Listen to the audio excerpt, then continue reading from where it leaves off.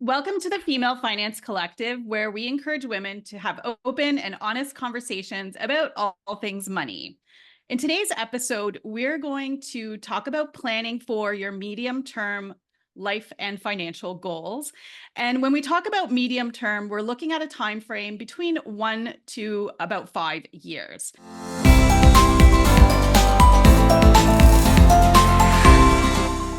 So the last episode that we did focused on short-term financial goals. If you haven't had a chance to listen to that, you might want to go and give that a listen before progressing on to this medium-term goal level. And in that episode, Jen shared a framework for goal setting that was centered around the SMART goal matrix. And this time she's going to share one of our ways to look at setting goals. And so I'm going to throw it over to her, and she's going to explain how to use this Female Finance Collective goal setting framework. That's right. Okay, so we do not take ownership of the SMART goals. We didn't make that one up. But SMART goals are just such a great tool to make sure that your goal is effective and efficient and you're like actually working towards something and you've kind of thought through the process, right? It makes them a little bit more easier to achieve because you know exactly what you're working for. But what we know once we start to move towards medium term goals is that it can become a lot more overwhelming to try to figure out how to achieve it because it's longer term. You're like, how do I keep working on the same thing for 5 years, right? That starts to feel like it's going to get forgotten. You're going to get overwhelmed. You're going to move on, do something else, and quit working towards what you're trying to achieve. So we think it's really important to kind of think things in a 3-2-1 strategy. So first, you're going to start by looking at your big financial picture and where you are in kind of all the lands. The land of income, the land of savings, debt, all those little elements and pieces. And then you're going to decide on your big goal, and that's going to be your SMART goal. So this is, we're thinking medium term now. So it's something you're hoping to achieve in the next 1 to 5 years, and you create a SMART goal around that. And then we don't want you to stop there. We want you to go down to 1. So 3, financial picture, 2, set the SMART goal, 1, create an action plan. You need to break those long-term goals up into milestones. So if your long-term goal is to be making additional income of $20,000 a year in 5 years, how are you going to do that? So you need to break that down into milestones. So year 1, this is what I'm going to work on. Year 2, and you kind of create a map or an action plan to help you achieve that. And we think that that is a really important piece of the puzzle because a lot of times people set goals without any sort of action plan. They just know where they want to get, but we don't really plan the strategy to get there. And then we just feel frustrated and give up. I've done that personally. Sybil, have you? I see you Yes. nodding in my screen. So I'm assuming you've kind of done the same thing. Yeah, for sure. I think you're exactly right. That's the biggest part of this is doing an action plan and tracking and keeping yourself accountable. So, when you're starting to think about setting longer, medium term goals, 1 to 5 years, life gets in the way sometimes, right? But so if you don't have those milestones that you're trying to hit after year 1 or after 6 months, after year 2, it's super easy to unfortunately let it go and just say, oh, it wasn't meant to be, right? And so if you really want this goal to happen, this medium term goal, you really got to keep that tracking progress up, right? And tracking like your whole big financial picture, like Jen talked about as, the first step 3, but also tracking the particular goal. So I'll share an example of a medium-term goal I have right now, and then you ladies can do the same. And right now, as you know, I've talked about on the podcast some, we've started a new long-term rental in our basement of our house. And so we have now a short-term rental up in the mountains of Colorado, and we have a long-term rental. So I'm trying to create more cash flow and more income with these rental properties. That is my strategy. And my goal is to get to a certain point of income in 5 years. And so I'm kind of working backwards and forwards. So, with the the condo we rent out short term, we've had it for 10 years now. So my strategy there is pretty set, and I can predict and set pricing to meet my needs. But that comes with tracking because the taxes go up this year, or our short-term rental license costs more, right? So my expenses also go up. And so I have to continue to track that and set those goals for how much we'll bring in on that property. Now, my property here where I live, it's brand new. We're gonna have our very first renters. And so my milestone is a bit different for year one for this property than it is for year two, because I have other goals that go along with the money, right? It's like Marilee said, it's money and life. They go hand in hand, right? And so we want to see what it's like to have people live in our basement. We want to get the perfect, family or couple that's going to be quiet and respectful and follow the rules, right? Those things are more important than like making a lot of income on it this first year. So my milestone at the end of this year with that is less income oriented, although it's still there. It's more of kind of lifestyle oriented, right? And then my milestone for year two will be to probably up the income a little bit in one way or another, but I'm going to track as I'm going through this year on what they like, what we can improve. Is it worth it to put a fence in, for example? Right? Do I spend money to make more money? So that's kind of what I'm working on for my medium-term goals personally, is how can I make more money in the next 5 years on rental properties, and hitting those milestones. I'm doing 1 year at a time at this point, but some people might want to do like 6 months, right? You kind of set a milestone for 6 months. But what's cool about setting milestones is it keeps you on track, but it also gives you a reason to celebrate. Like, yay, I hit that milestone. And celebration is something we talk about a lot here at the Female Finance Collective, because we need to pat ourselves on the back. Nobody else is going to. Setting goals, looking at your financial picture, tracking it, that's quite an accomplishment and amazing. And so we need to celebrate that when we hit those milestones as well. So making smaller milestones helps in that way as well. So mine is income focused as well. I left my corporate job about 2 years ago and started my own business.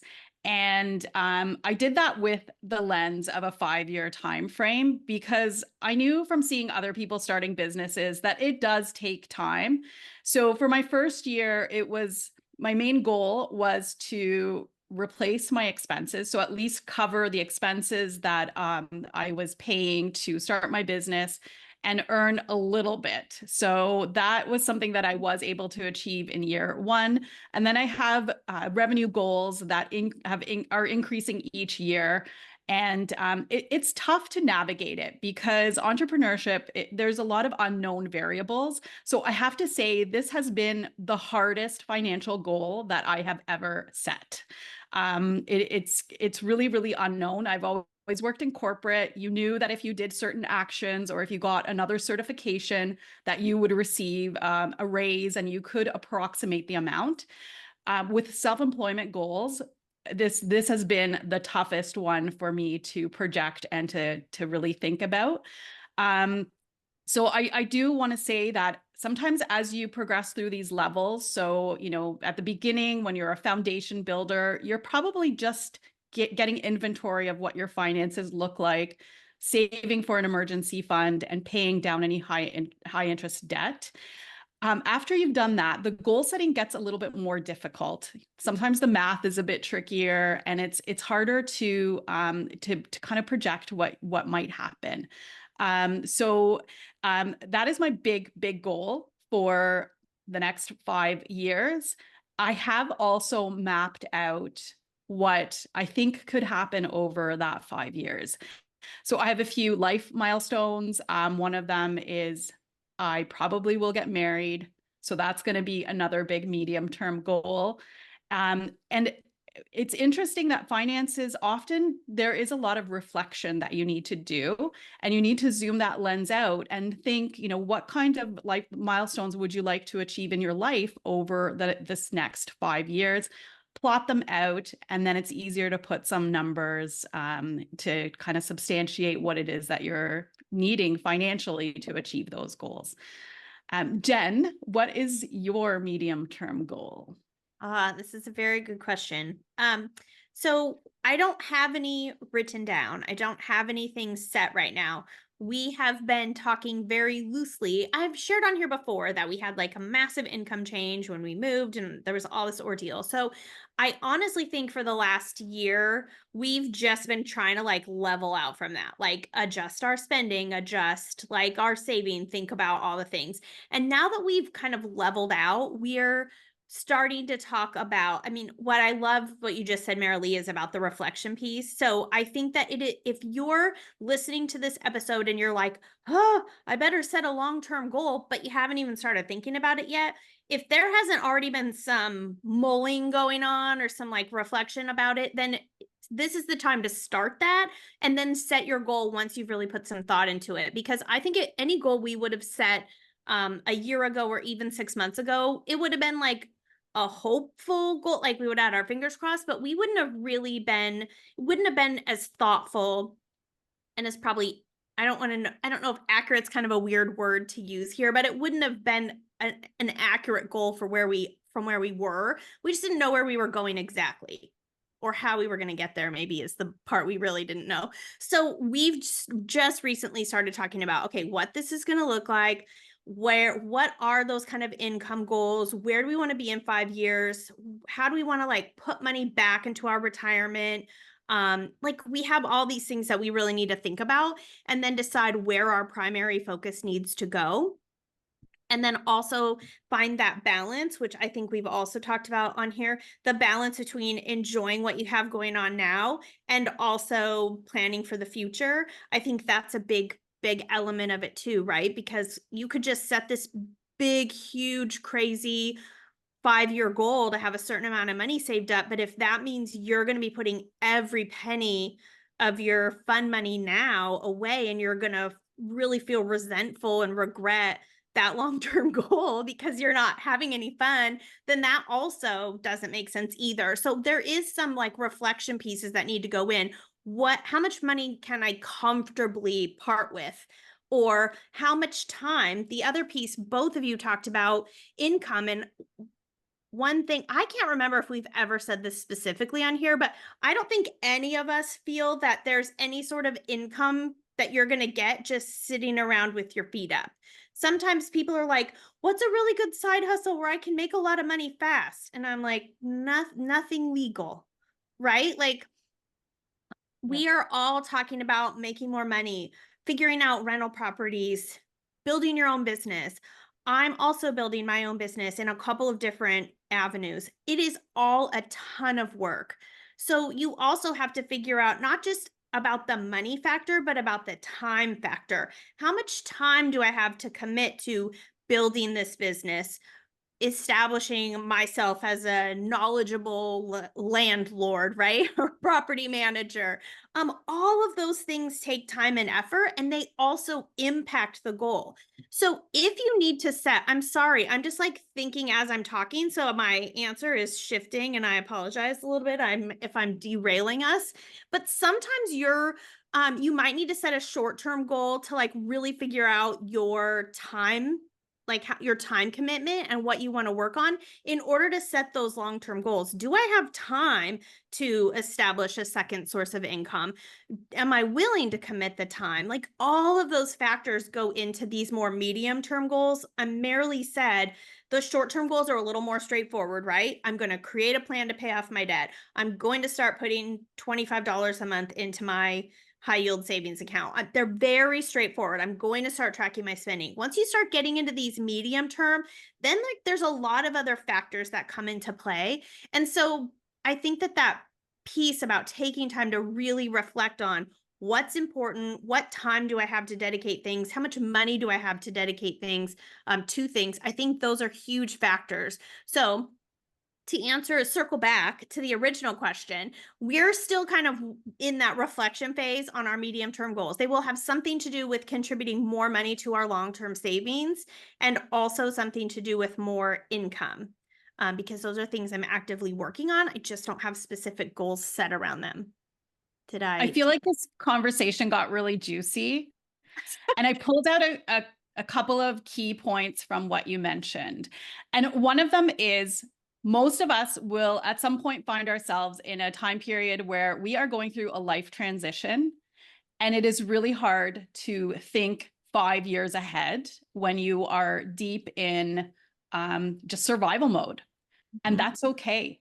And it's fine to just be focused on the month to month and just the year ahead. That is perfectly fine. The other thing, Jen, that you mentioned is sometimes we are directing the pace at which we want to reach our goals. So I've had time periods where I have been all in on my goals. I get really scrappy about my spending. I'm doing like no spend challenges. I'm trying everything to get to my goals faster. And then over the last 2 years, I have spent more money on travel than I ever have before. Of course, that is with the sacrifice of my medium and long-term goals, but I needed to change the pace of my life. And part of that was spending more money. So not just being completely goal focused. So I just wanted to kind of add those things. So definitely transition makes medium and long-term goal setting more difficult. And also we're going to go through different paces, and it is up to you to decide how fast you want to reach your goals and how that fits with your life overall.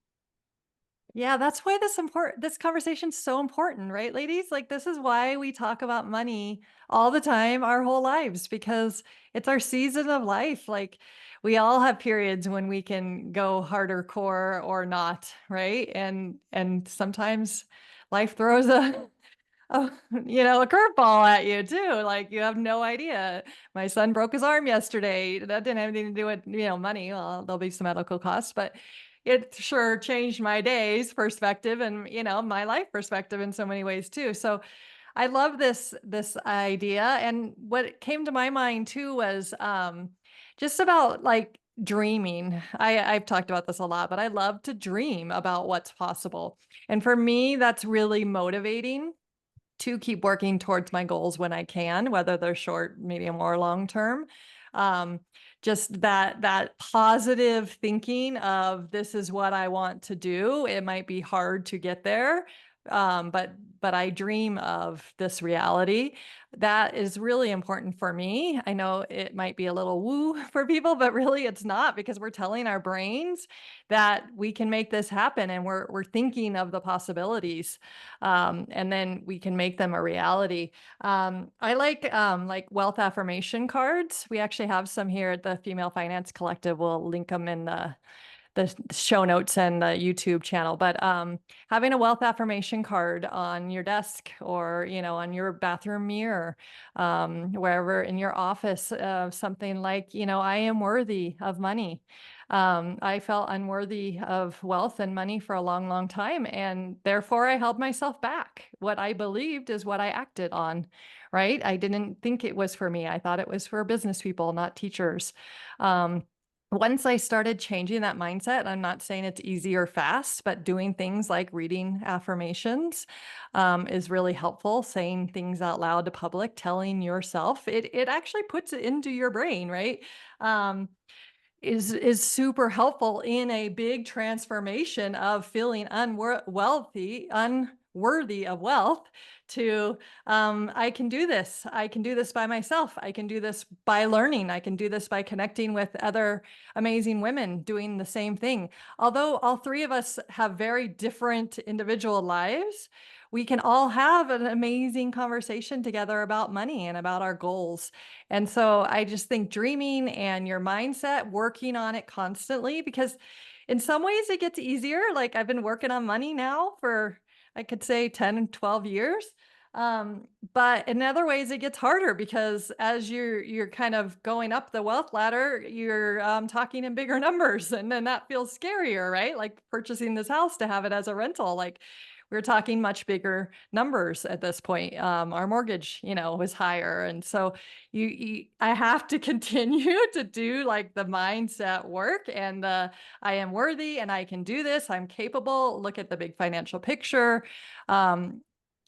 Keep celebrating, keep moving forward, because that's the way we can move forward. And whether it's the time for you to move forward or sit back and figure things out, that's up to you. But continuing this conversation week in and week out is so, so important, and continuing to look at your money each week, no matter what, right? And just keeping a tab on it, no matter where you are in your goal setting or financial possibilities. And with all of that in mind, it is also okay to revise your goals. Like Yes. if you have a goal, 5 years is a long time to be working on something. And if your mindset shifts, if your circumstances change for the better or the more challenging, or whatever it is, your perspective, any of that, it is okay to look back at those goals and say, you know what? I underestimated myself. Like taking 5 years to do that, way too long. I could probably get that done in 2. Or, you know what? That was huge goal. I don't know what I was thinking. I don't have the time to commit to that. Let me rein it in a little. Like as we grow and learn as people, as financial savvy women, whatever it is, like it is okay to adjust and change your goals. I think that that's really powerful. Sometimes people think, well, I set this goal and I have to stick to it, or else it's like I'm quitting or giving up. But that's just not the case. As long as you can walk yourself through the process, this is why I need to make this change. And you're not just going, nah, I don't feel like it anymore, right? Those are different things. And maybe that's fine too, if you just feel like you don't want to do it. But I think it's good to give ourselves permission to modify and change our goals, or those action plans that we're taking to get there. Maybe you get a better idea and you're like, you know what? This is what I thought I needed to do to achieve that, but here's something better I can do. And so be open to all of that. Once it gets on paper and it's an action plan, it's not in permanent marker, right? We can go in and delete and change and erase and alter. And I think that there's also real power in that. If you set a long-term goal as a foundation builder, and then you grow into a financial plan builder, and you're like, whoa, that 5-year goal didn't make any sense. Like I can do so much more than that, then change it. Agree. I changed, I think, most of my goals, and I think that's a smart move actually, is like work towards it and then continue to kind of change the target sometimes, right? Like you said, Jen. Yeah, I love that. All right. Well, we've had a really good time chatting about goals and all the strategies and action plans and steps and levels. So we can't wait to hear some of your goals. So thank you so much for listening, and be sure to like and follow our podcast. You can find us on Instagram and YouTube. And as always, we would love to hear from you. I mean it. We would love for you to share some of your goals with us, what you're working on, and don't hesitate to ask questions and send us your topic ideas. We look forward to chatting with you next week.